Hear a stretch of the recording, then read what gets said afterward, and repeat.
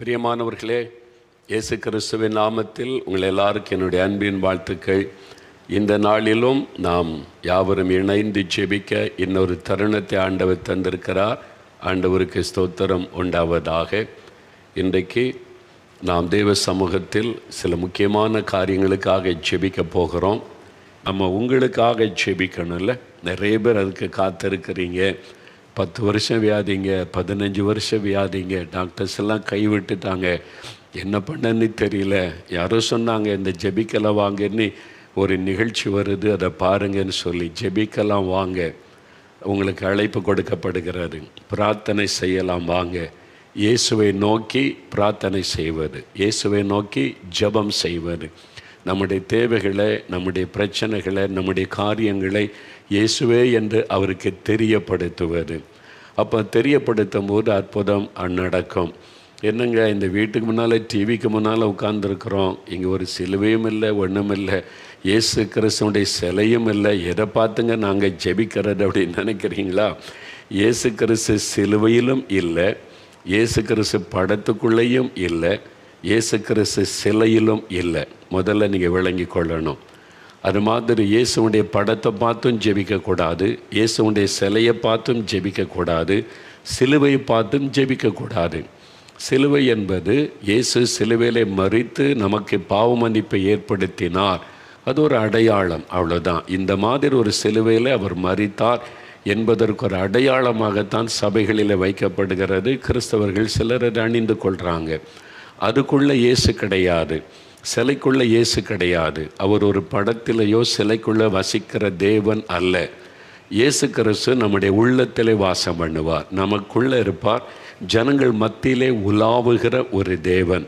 நம்முடைய மாம்ச கண்களால் அவரை பார்க்க முடியாது. நாம் மனிதர்கள், அவர் தேவன், அவர் வானத்தை பூமி உண்டாக்கின கடவுள், பரிசுத்தம் உள்ளவர். நம்முடைய மாம்ச கண்களால் அவரை பார்க்க முடியாது. ஆனால் நம் நீங்கள் ஆவிக்குள்ளே வளர்ந்து ரட்சிக்கப்பட்டு அபிஷேகமற்று வளர்ந்து ஆவிக்குரிய ஒரு அனுபவத்தில் வரும்போது நீங்கள் ஆவியில் அவரை தரிசிக்க முடியும். அப்படி இல்லாட்டாலும் நீங்கள் விசுவாசிக்க வேண்டிய காரியம், இயேசு கிறிஸ்து சொன்னார், எந்த இடத்தில் 2 பேர் அல்லது 3 பேர் இயேசு என்கிற என் நாமத்தில் கூடி வந்தாலும் அங்கே நான் இருக்கிறேன் அப்படின்னு இயேசு வாக்கு கொடுத்திருக்கிறார். அதனால் இப்போ டிவிக்கு முன்னால் அல்லது செல்ஃபோனுக்கு முன்னால் இயேசுன்ற நாமத்தின் நிமித்தம்தான் நீங்கள் உட்கார்ந்து பார்க்குறீங்கல்ல, அதனால் இயேசு அங்கே பிரசன்னமாக இருக்கிறார். நீங்கள் அதை விசுவாசித்தால் அவருடைய பிரசன்னத்தை உணர முடியும். இயேசு என் வீட்டில் இருக்கிறார், என் பக்கத்தில் இருக்கிறார். நீங்கள் ஆஸ்பத்திரியில் இருந்து பார்த்து கொண்டு இருக்கலாம், அந்த ஆஸ்பத்திரிக்குள்ளே இயேசு வந்திருக்கிறார்.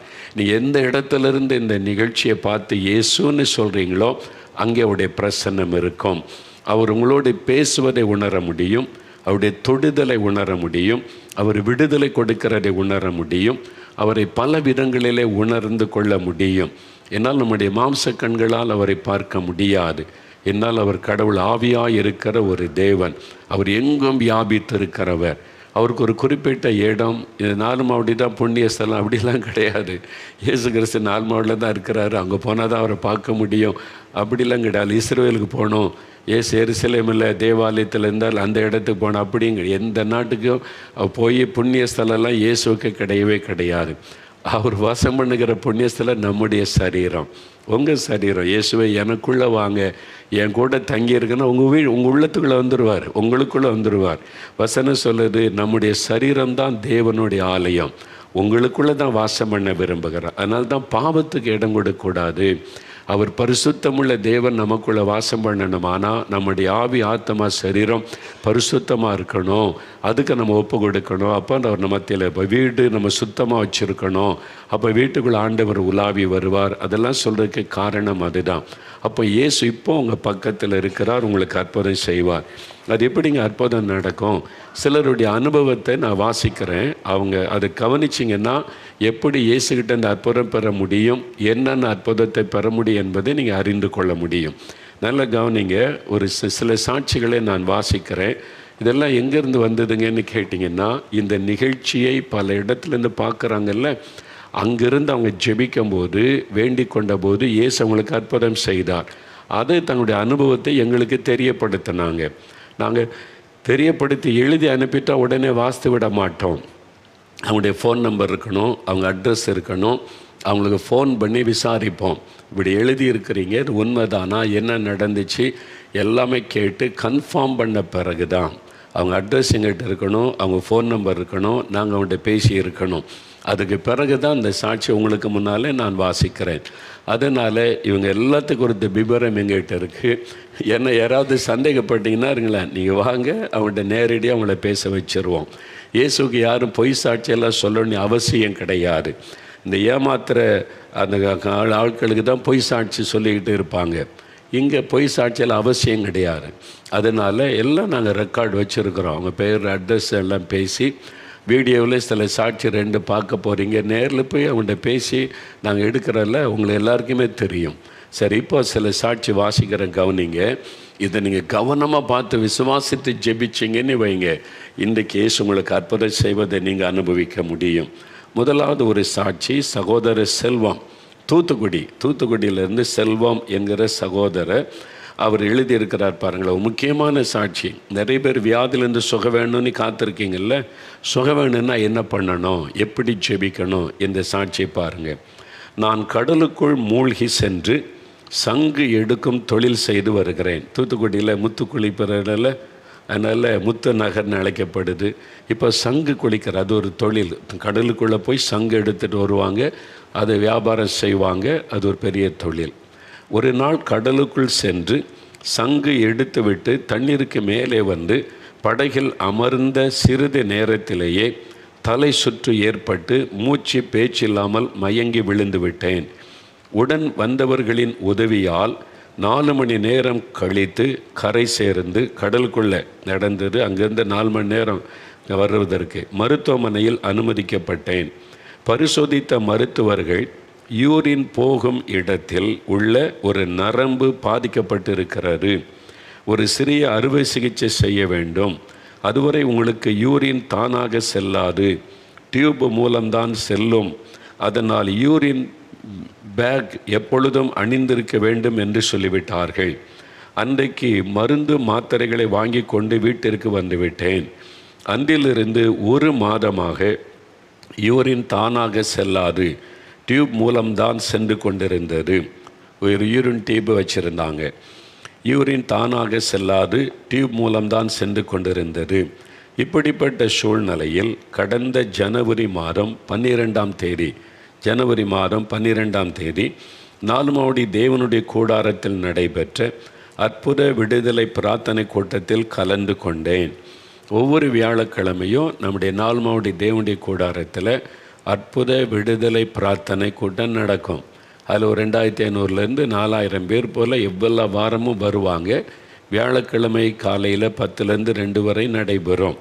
அந்த ஜெபத்துக்கு இந்த சகோதரர் வந்திருக்கிறார். அப்போ என்ன நடந்தது பாருங்கள். நான் கூட்டத்தில் கலந்து கொண்டேன். ஜெப நேரத்தில் என் பாவங்களை எல்லாம் இயேசு எனக்கு உணர்த்தி என்னை ஒப்பு கொடுத்து ஜெபிக்கும்படி உள்ளுக்குள் ஒரு உணர்வு தோன்றி கொண்டே இருந்தது.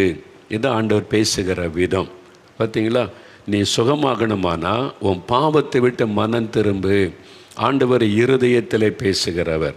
இதை தான் கவனி. அவர் தன்னுடைய அனுபவத்தை அப்படியே சொல்லியிருக்கிறார் பாருங்கள். என் பாவங்களை எல்லாம் இயேசு உணர்த்தி பாவத்தை உணர்த்துகிறார். இதெல்லாம் உன்ட்டு இருக்கிற பாவம், நீ மனம் திரும்பு. அதனால் என்னை ஒப்பு கொடுத்து ஜெபிக்கும்படி எனக்குள் ஒரு உணர்வு தோன்றி கொண்டே இருந்தது. அதுவரை நான் 35 வருடமாக மதுபானத்திற்கு அடிமையாக இருந்தேன். கஞ்சா, பீடி, போதை மாத்திரைகள் போன்ற எல்லா பாவ பழக்கங்களும் எனக்குள் இருந்தது. 35 வருஷம் மதுபானம், கஞ்சா, பீடி, எல்லா பாவமும். அந்த நாளிலே நான் கண்ணீரோடு இயேசுவினிடத்தில் என் பாவங்களை அறிக்கை செய்து, இனிமேல் இந்த பாவ பழக்கங்கள் எனக்கு வேண்டாம், எனக்கு சுகந்தாங்க இயேசுவே என்று கண்ணீரோடு ஜெபம் செய்தேன். இதுதான் நல்ல கவனிங்க. ஒரு மனிதன் இயேசுவண்டே வரும்போது சுகம் பெறணுமானா தடையாக இருப்பது பாவங்கள். அந்த பாவத்தை அறிக்கை செய்து ஒப்பு கொடுக்கும்போது பாவத்தை மன்னித்து சுகம் தருவார்.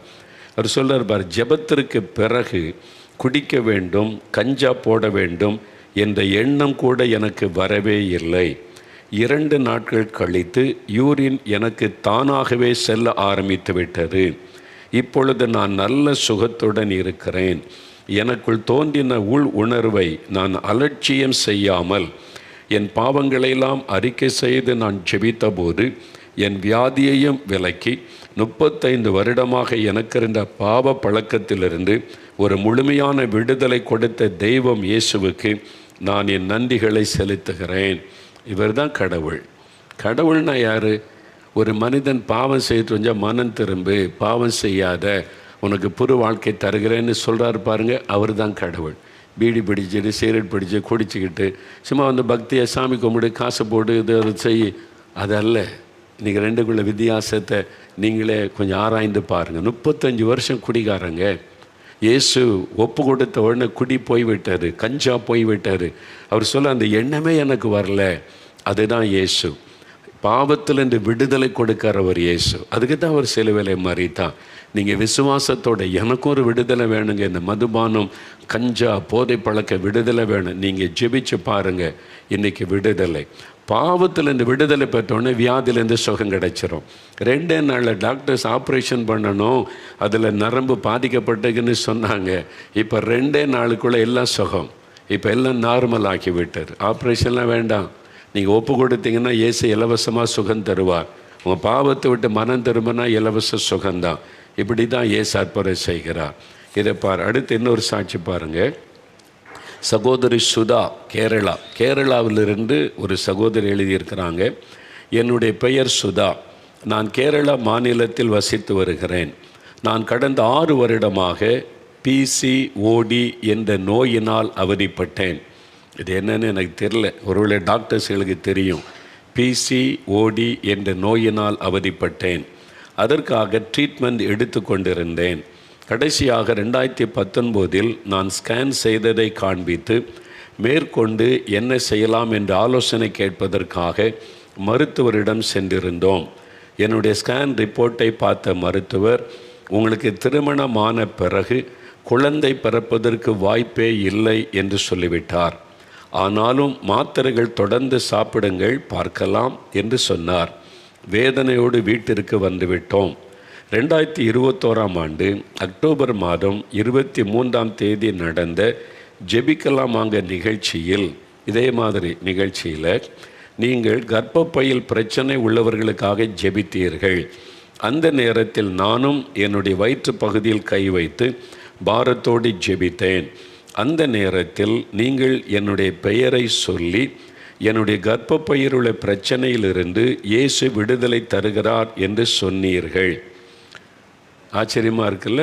பேரையும் சொல்கிறார் ஆண்டவர், அவங்களுக்கு என்ன வியாதின்றது சொல்கிறார். பேர் சொன்னால் அந்த பேர் உள்ளவங்க நிறைய பேர் இருப்பாங்களே நினைப்பாங்க. ஆனால் கர்ப்பப்பையில் பிரச்சனையோடு இருக்கிறதே ஆண்டவர் சொல்லுகிறார். அதான் இயேசு. இதில் குறி சொல்கிறதும் இல்லை, மந்திர மாயம் கிடையாது. ஆண்டவர் வந்து குறி சொல்லுகிறவர் அல்ல. இது பரிசுத்த ஆவியினுடைய வரம். நான் ஏற்கனவே சொல்லியிருக்கிறேன், பைபிளில் இருக்குது. அறிவை உணர்த்துகிற வசனம் என்கிற வரம் செயல்படும் போது ஆவியானவர் இதன் மூலம் பெயர், வியாதி, பிரச்சனை வெளிப்படுத்துவார். அந்த மாதிரி நடந்திருக்கிறார். சரி, பேர் சொல்லிடலாம், வியாதியை சொல்லிடலாம். அடுத்து என்ன நடக்குது பாரு. அந்த நேரத்தில் நான் என்னுடைய உடம்பில் ஒரு விதமான தொடுதலை உணர்ந்தேன். யாரோ தொடுவதை உணர்ந்திருக்கிறாங்க. அதன் பிறகு நான் ஸ்கேன் செய்யவில்லை, சுகமானதை உணர்ந்துட்டாங்க. எந்த மருத்துவரையும் பார்க்கவில்லை. 2021ஆம் வருடம் நவம்பர் மாதம் எனக்கு திருமணம் முடிந்தது. டிசம்பர் மாதம் நான் கர்ப்பமாகும்படி ஆண்டவர் கிருபை செய்தார். 2022ஆம் ஆண்டு ஆகஸ்ட் மாதம் 28ஆம் தேதி அழகான ஒரு ஆண் குழந்தையை பெற்றெடுக்கும்படி ஆண்டவர் கிருபை செய்தார். குழந்தை பிறக்கிறதுக்கு வாய்ப்பே இல்லை, இந்த வியாதின்னு டாக்டர் சொல்லிட்டாங்க. இயேசுடைய கர்ப்பப்பை குணமாக்கி ஆண்டவர் குழந்தையும் கொடுத்து ஆசீர்வதித்து விட்டார்.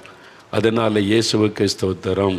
பார்த்தீங்களா? இதே மாதிரி உங்கள் வாழ்க்கையிலேயும் மருத்துவம் உங்களை கைவிட்டு இருக்கலாம். இனி ஒன்றும் செய்ய முடியாது என்று இயேசுவால் எல்லாவற்றையும் செய்ய முடியும். நீங்கள் விசுவாசத்தோடு ஜெபித்தா இயேசு அற்புதம் செய்வார். இன்னொரு சகோதரி ஜெனிஃபர் திருச்சியிலேருந்து எழுதியிருக்கிறாங்க. இவங்களுக்கு என்ன நடந்தது பாருங்க. எனக்கு திருமணமாகி 2 முறை குழந்தை தரித்து தானாகவே அபாஷன் ஆகிவிட்டது. 3வது முறை கருத்தரித்த போது என் கர்ப்பப்பையின் வெளிப்பகுதியில் ஒரு கட்டி வந்துவிட்டது. குழந்தை வளர வளர கட்டியும் வளர ஆரம்பித்தது. இதனால் எனக்கு மிகுந்த பயம் ஏற்பட்டது. இந்த குழந்தைக்கும் என்ன ஆகுமோ என்று பயந்து போன சூழ்நிலையில்தான் ஜெபிக்கலாமாங்க நிகழ்ச்சியை பார்க்க ஆரம்பித்தேன். ஒவ்வொரு வாரமும் நீங்கள் சொல்லும் தேவ ஆலோசனைகளை கேட்டு விசுவாசத்தோடு ஜெபிக்க ஆரம்பித்தேன்.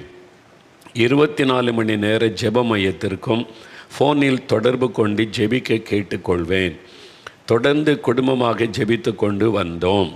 நல்ல கவனிங்க, 4 மாவடியில் 24 மணி நேரமும் ஜெபிக்கிறதற்கு ஒரு ப்ரேயர் சென்டர் இருக்கிறது. அங்கே சகோதர 24 ஹவர்ஸும் இருப்பாங்க. அந்த ஃபோன் நம்பருக்கு நீங்கள் கால் பண்ணால் உடனே எடுத்து உங்களுடைய பிரச்சனை சொன்னால் உங்களுக்காக பிரார்த்தனை பண்ணுவாங்க, ஜெபிப்பாங்க. உடனே இயேசு அந்த ஜெபத்துக்கு பதில் தந்து அற்புதம் செய்கிறதை பார்த்துருக்குறார். அப்படி தான் அவங்க ஜெபிக்க கேட்டிருக்கிறாங்க. அடுத்து இன்னொரு வார்த்தை சொல்கிறாங்க, கவனிங்க. எங்கள் வீட்டில் ஜெபம் அதிகரிக்க அதிகரிக்க எனக்குள் தைரியமும் இன்னும் அதிகமாக இயேசுவின் மேல் விசுவாசமும் வந்தது. அதிகமாக ஜெபிக்க தான் ஆண்டவர் மேலே விசுவாசம் அதிகமாகும், பயமெல்லாம் விலகும். வீட்டில் ஜெபத்தை அதிகப்படுத்துங்க. கடமைக்காக ஜெபிக்கிறது, பேருக்காக ஜெபிக்கிற வேண்டாம்.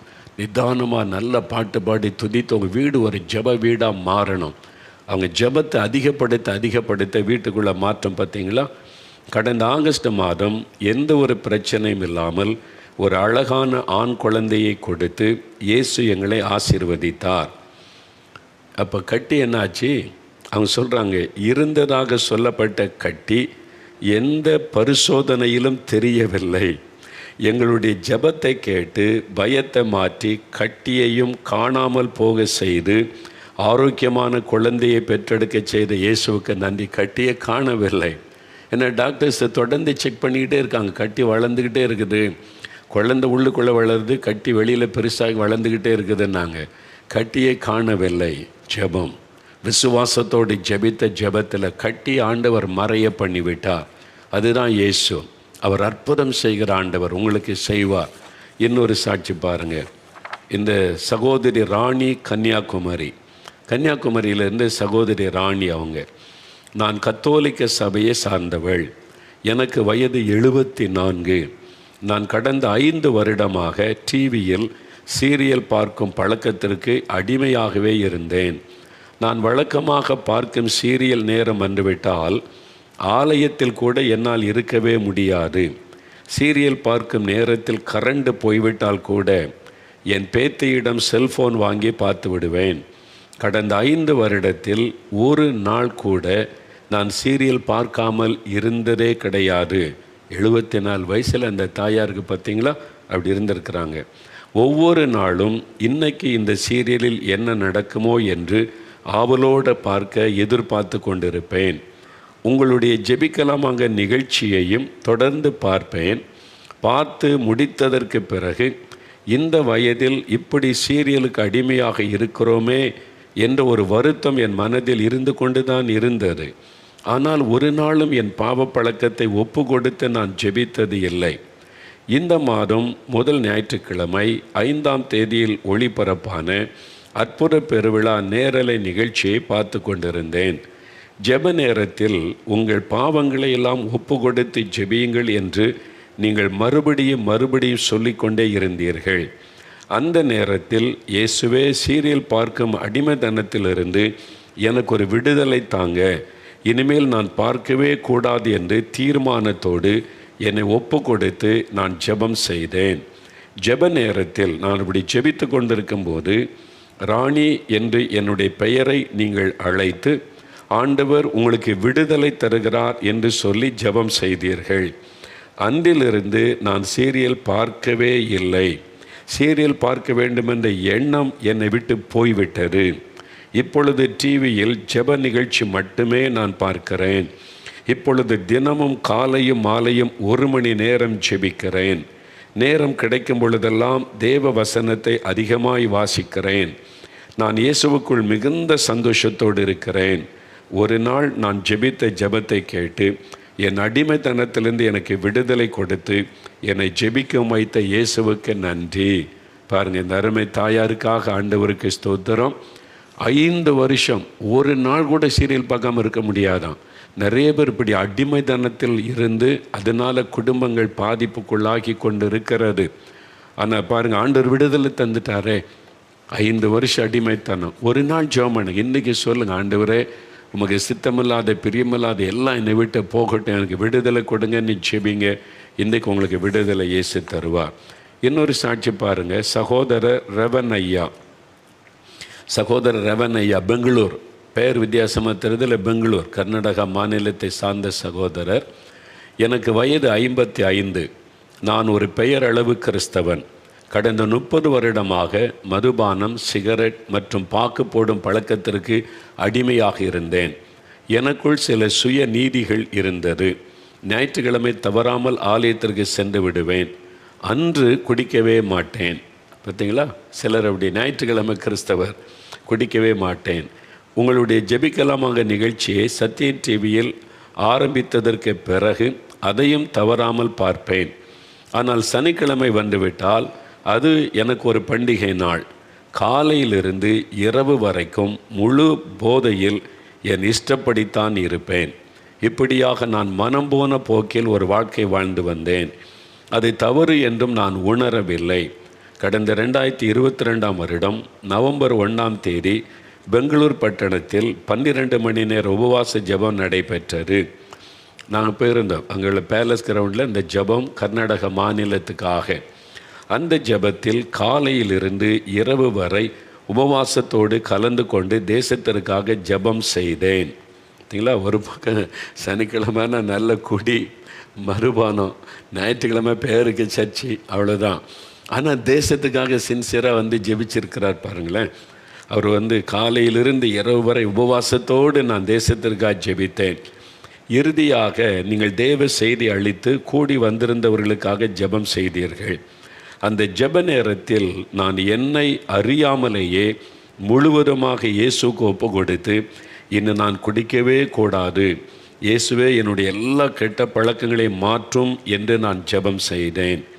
நான் ஜெபித்து கொண்டிருக்கும்போது தேவனுடைய வல்லமை ஒரு மின்சாரத்தை போல் என்மேல் இறங்கியது. இயேசு தொட்ட அன்றிலிருந்து இன்று வரை நான் குடிக்கவே இல்லை. குடிக்க வேண்டும் என்ற எண்ணமும் எனக்குள் வரவே இல்லை. எத்தனையோ சனிக்கிழமைகள் வந்து போயின. ஆனாலும் இயேசு என்னை பரிசுத்தமாய் காத்து கொண்டார். ஞாயிற்றுக்கிழமை மட்டும் கிறிஸ்தவனாய் வாழ்ந்து கொண்டிருந்த என்னை ஒரு நாள் ஜெபத்திலேயே என் பாவங்களை உணர வைத்து, ஒப்பு கொடுத்து ஜெபிக்க வைத்து, என்னை பரிசுத்தாவின் வல்லமையினால் நிரப்பி 30 வருட பாவ பழக்கத்திலிருந்து விடுதலை கொடுத்த இயேசுவுக்கே என் வாழ்நாள் முழுவதும் நன்றி செலுத்துவேன். எவ்வளோ அற்புதமான ஆண்டவர் பார்த்தீங்களா இயேசு. இந்த மாதிரி அற்புதம் செய்கிற ஆண்டவரை நீங்கள் எங்கேயாவது பார்த்துருக்கீங்களா, கேள்விப்பட்டிருக்கீங்களா? காசு கிடையாது, பணம் கிடையாது, அதை கொண்டு வா, இதை கொண்டு வா, பரிகாரத்துக்கு அதை செய்யணும், இது இலவசம்.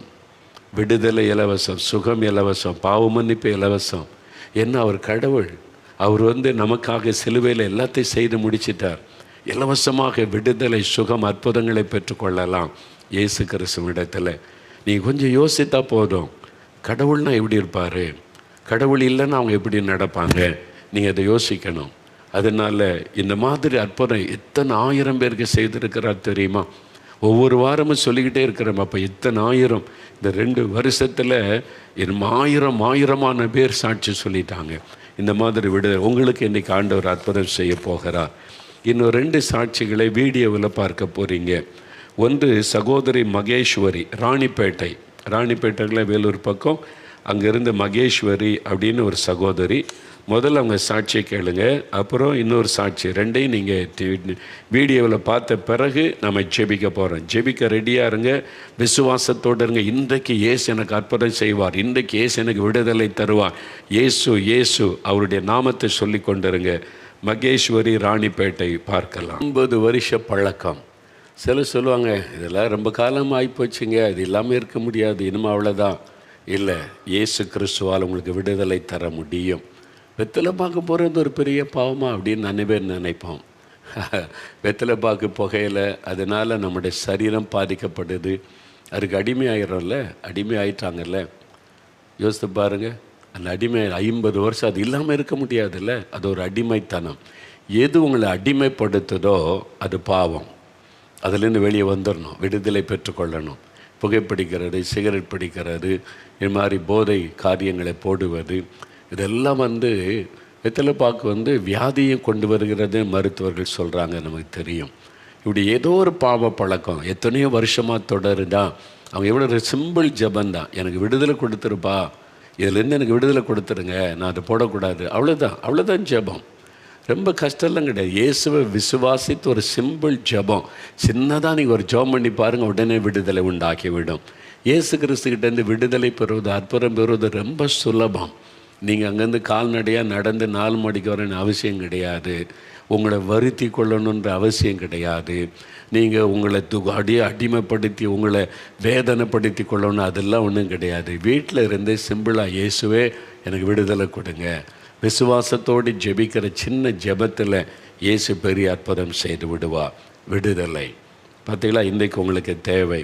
இவ்வளோ பக்தியாக இருக்கிறீங்க, இவ்வளோ பக்தியை சாமி கும்பிட்டு என்னென்னவோ சாமிக்காக செஞ்சீங்களே, பீடியை விட முடியுதா? சிகரெட் போயிருக்குதா? குடியை விட முடியுதா? உங்களை இன்னும் நஷ்டப்படுத்தி கொண்டு தான் இருக்கிறீங்க. யோசிங்க. அப்போ உங்களுடைய பக்தி என்ன? வீண் பக்தியா? ஏன் நீங்கள் உங்கள் பக்தி உங்களுக்கு ஏன் விடுதலை தரல? உங்களையே வருத்தி கொண்டு வேதனைப்படுத்தி என்னென்ன விதத்தில் கடவுளை நீங்கள் தேடுறீங்க. அப்போ ஏன் உங்களுக்கு விடுதலை இல்லாமல் இருக்குது? யோசித்து பாருங்கள். இயேசு கிறிஸ்து பாவத்திலிருந்து சாபத்திலிருந்து விடுதலை தருகிற ஒரு ஆண்டவர். இலவசம் விடுதலை. சிம்பிள் ஜபம். வீட்டில் இருந்தே நீங்கள் ஜெபிச்சா போதும். இன்றைக்கி ஜெபிங்க, இயேசு அற்புதம் செய்வார். இன்னொரு சாட்சி, சகோதரர் ரவி, பெங்களூரில் இருந்து சகோதரர் ரவி என்கிற ஒரு சகோதரர் அவருடைய மனைவிக்கு என்ன நடந்தது என்பதை சொல்கிறாரு. அதை கேட்ட 5 வருஷம் என்ன வேதனை பாருங்கள்.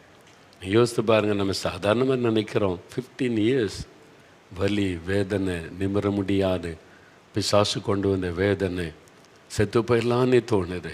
எவ்வளோ மனம் உடைஞ்சிருக்காங்கல்ல. இயேசு அதை பார்த்தார். இயேசு மனதுருக்கமுள்ள ஒரு ஆண்டவர், ஜனங்களுக்காக பரிதபிக்கிற ஒரு ஆண்டவர். அவரை தேடி வந்தாங்க, இயேசுவை தேடி வந்தாங்க.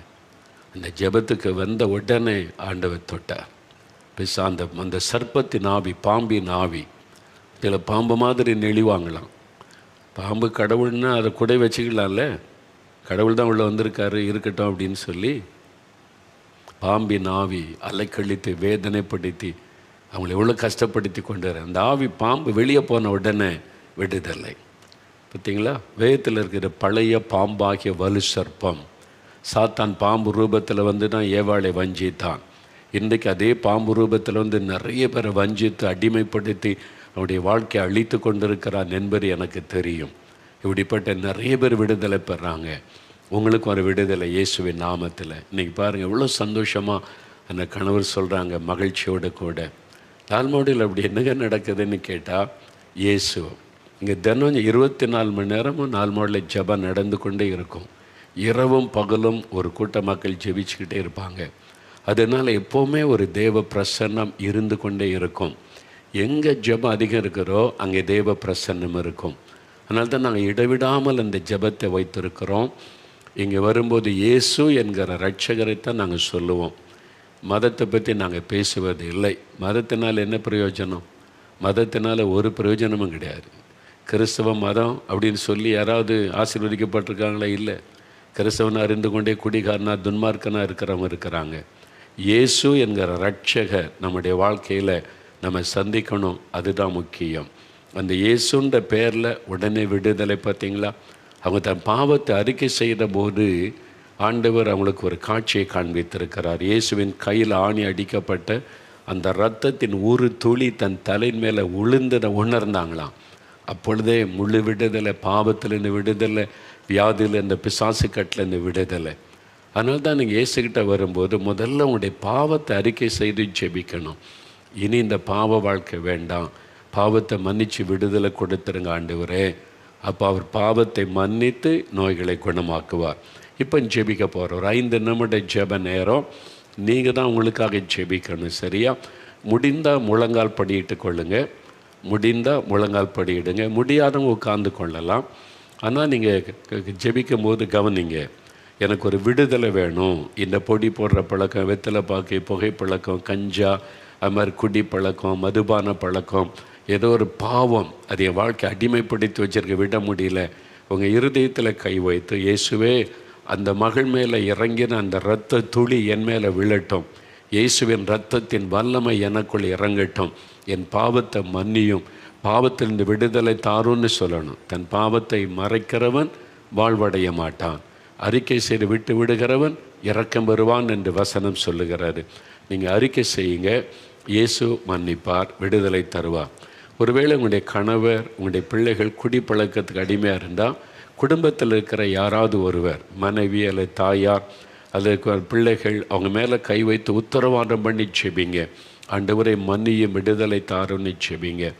வியாதியோடு இருந்தால் வியாதி உள்ள இடத்துல கை வைங்க. கண்ணில் சுக வேணா கண்ணில் கை வைங்க, காதில் சுக வேணா காதில் விரல் வைங்க, இருதயத்தில் சுக வேணா இருதயத்தில் கை வைங்க, அல்லது லங்ஸில், லிவரில் எங்கே உங்களுக்கு வலி வேதனை பிரச்சனையோ கை வைங்க. அல்லது உங்களுடைய இருதயத்தில் கை வச்சு இயேசுவே என்னை தொடுங்க, இயேசு என்கிற பெயரை சொல்லணும்.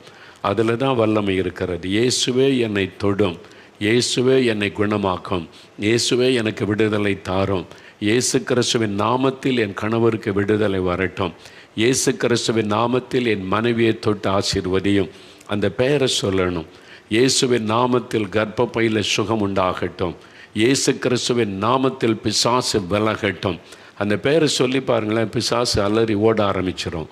நீங்கள் உங்களுக்கு யாரும் ஜெபிக்க வேண்டாம். இப்போ நீங்கள் இயேசுவை கூப்பிடுங்க, வீட்டுக்குள்ளேயே அந்த அசுத்தாவி அலறி வெளியேறி விடும்.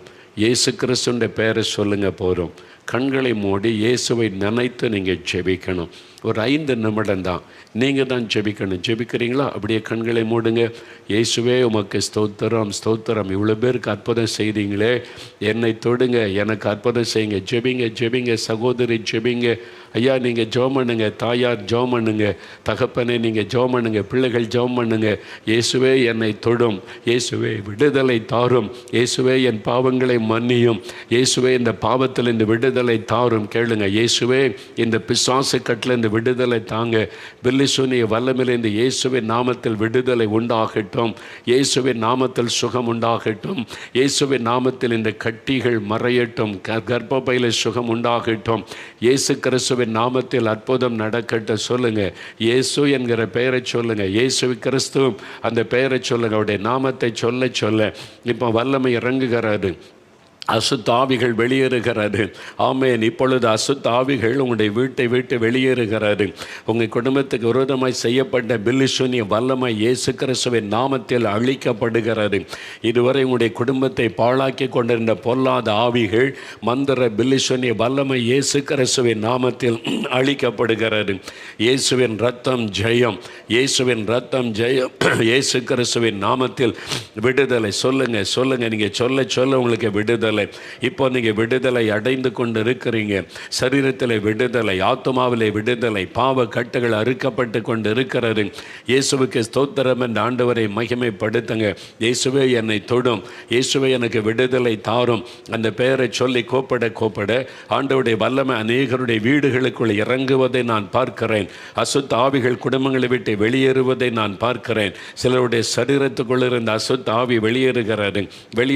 இப்பொழுது சூரியா என்கிற ஒரு வாலிப தம்பி, உனக்கு வினோதமான பிரச்சனை, உன் தலைக்குள்ள ஒரு குடைச்சலும் பாதிப்பும் காணப்படுகிறது.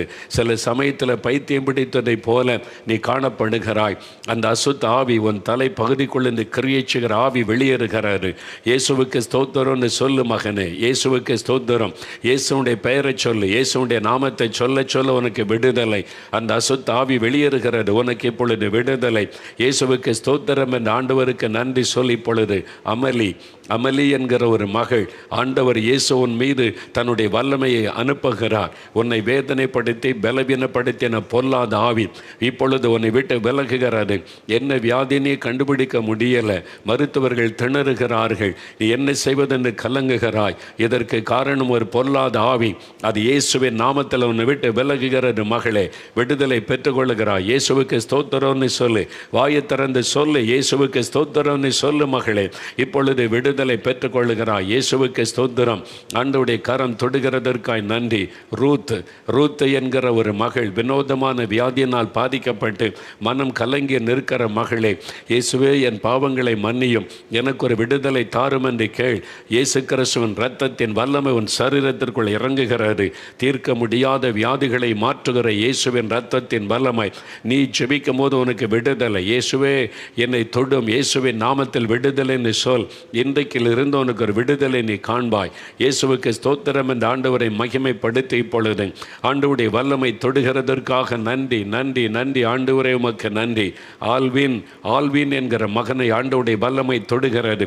மகனை, உனக்கு வந்திருக்கிற வியாதி ஒரு வினோதமான வியாதி. அதை வெளியே சொல்லக்கூட நீ பயந்து கொண்டு இருக்கிறாய். அது அசுத்த ஆவினால் உண்டாகின ஒரு பிரச்சனை. அதனால ஒரு மரண பயமும் எதிர்காலத்தை குறித்த கலக்கமும் உனக்குள் இருக்கிறது. இயேசுவே என் பாவங்களை மன்னியும் என்று நீ ஜெபம் செய்கிறாய். ஆண்டவரிடத்தில் மனம் திரும்பினபடியினால் அவர் உன்னை மன்னித்து உனக்கு விடுதலை தருகிறார். உனக்கு ஒரு புது இருதயத்தை தருகிறார். உன் சரீரத்திலும் விடுதலை. இயேசுவுக்கு ஸ்தோத்திரம் என்று சொல். இப்பொழுது இயேசுவே ஸ்தோத்திரம். வாய் திறந்து சொல். இயேசுவே உமக்கு ஸ்தோத்திரம் என்று சொல். இப்பொழுது நீலகண்டன் என்கிற ஒரு ஐயா ஜெபிக்கிறீங்க. நீங்கள் நடுத்தர வயதுள்ள ஒரு சகோதரராக இருப்பதை நான் பார்க்கிறேன். ஒரு முறை ஹார்ட் அட்டாக் வந்ததுனால உங்களுக்கு மரண பயம், நான் மரித்து விடுவேனே என்ற பயம் இரவும் பகலும் உங்களை வாட்டுகிறது. இயேசுவே என் பாவத்தை மன்னித்து எனக்கு ஆயுசு நாளை கூட்டி தாரும் என்று ஜெபிக்கிறீங்க.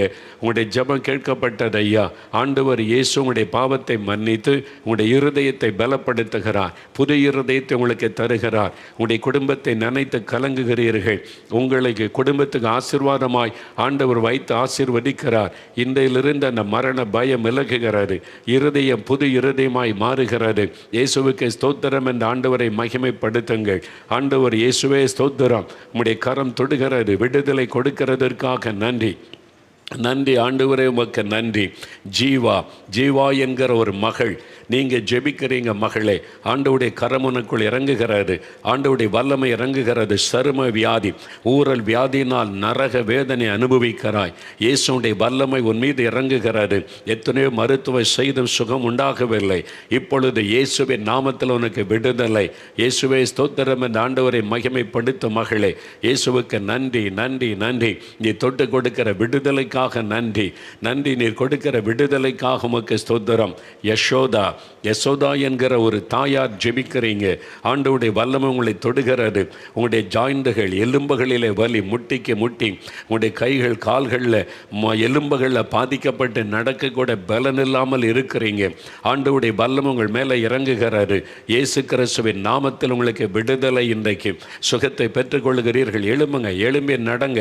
இப்பொழுதே புது பலன் சரீரத்தில் உண்டாகிவிட்டது. அந்த வலியெல்லாம் மறைகிறது. இயேசுவின் நாமத்தில் விடுதலைக்காக இயேசுவுக்கு நன்றி சொல்லுங்கள். இப்பொழுது அபிராமி, ஆண்டவருடைய கரம் தொடுகிறது. மகள், அடிக்கடி ஒரு கிடினஸ், மயக்க வியாதி வந்து உங்களை தாக்குகிறது. வேலை செய்யும் பொழுது, ரோட்டில் நடக்கும்போது, எந்த நேரத்தில் அது வரும் என்று தெரியாது. ஒரு மரண பயம் உங்களை ஆட்கொண்டு இருக்கிறது. தனியாக வெளியே செல்ல பயப்படுகிற ஒரு சூழ்நிலை உங்களுக்கு. எனக்கு ஒரு விடுதலை கிடைக்காதா இயேசுவே என்று கூப்பிட்டீர்கள். இயேசு உங்கள் மேலே மனதுருகி உங்களுக்கு விடுதலை தருகிறார். உங்கள் குடும்பத்தில் நிறைய பொறுப்புகள். உங்களுடைய குடும்பத்தை ரொம்ப நேசித்து நீங்கள் அந்த குடும்பத்துக்காக இரவு பகலாய் படுகிற பிரயாசம், மற்றவர்களுக்காகவே நீங்கள் தியாகத்தோடு வாழுகிறதை இயேசு கண்டார். அது நிமித்தம் உங்களுக்கு இன்றைக்கு விடுதலை தருகிறார். நல்ல சுகம் தருகிறார். ஆண்டவர் உங்களை ஆசீர்வதிக்கிறார். இயேசுவே என்று கூப்பிட்டதுனால விடுதலை. அவரை உறுதியாய் பற்றி கொள்ளுங்கள். உங்களுடைய குடும்பம் உங்கள் நிமித்தம் ஆசீர்வதிக்கப்படும் என் ஆண்டவர் உங்களுக்கு வாக்கு கொடுக்கிறார். ஆண்டவர் அப்படி செய்கிற அன்பிற்காக நன்றி. உமக்கு ஸ்தோத்திரம் ஸ்தோத்திரம் என்று துதிக்கிறோம். இப்போ வாய் திறந்து எல்லாம் வலதுகரம் உயர்த்துங்க. இயேசுவே ஸ்தோத்திரம்னு சொல்லுங்க. இயேசுவே ஸ்தோத்திரம். எனக்கு விடுதலை தந்துவிட்டதற்காய் நன்றி. சுகம் தந்துவிட்டதற்காய் ஸ்தோத்திரம். எனக்கு அற்புதம் செய்துவிட்டதற்காய் ஸ்தோத்திரம். வாய் திறந்து சொல்லுங்க. இயேசுவே ஸ்தோத்திரம். தகப்பனே, உம்மை நோக்கி கூப்பிட்ட ஒவ்வொரு பிள்ளைகளுக்கும் இரக்கம் செய்தீங்க அப்பா. மனதுருக்கமுள்ள தேவனே, இரக்கமுள்ள தேவனே, கண்ணீரோடு நிற்கிற ஆண்டவரே, இந்த பிள்ளைகள் வேறு யாரிடத்தில் போவார்கள் ஆண்டவரே? வேறு யார் அவளுக்கு உதவி செய்ய முடியும்? உம்மை நோக்கி கோப்படுகிற இந்த பிள்ளைகளுக்கு நீர் இரக்கம் செய்கிறதற்காக நன்றி ஆண்டவரே. இந்த நாள் முதல் அற்புதத்தை காணட்டும், மாற்றங்களை காணட்டும், மகிழ்ந்திருக்க செய்யும். அப்படி செய்கிற அன்பிற்காக நன்றி நன்றி என்று உம்மை துதிக்கிறோம். தொடர்ந்து இந்த குடும்பங்களை ஆசீர்வதியும். உம்முடைய வசனத்தை கேட்கிற ஒவ்வொரு குடும்பங்களுமால் ஆசீர்வதிக்கப்படட்டும் அப்பா. நன்மைகளை காணட்டும். இயேசு கிறிஸ்துவின் நாமத்தில் ஜெபிக்கிறோம் பிதாவே. ஆமேன், ஆமேன், ஆமேன்.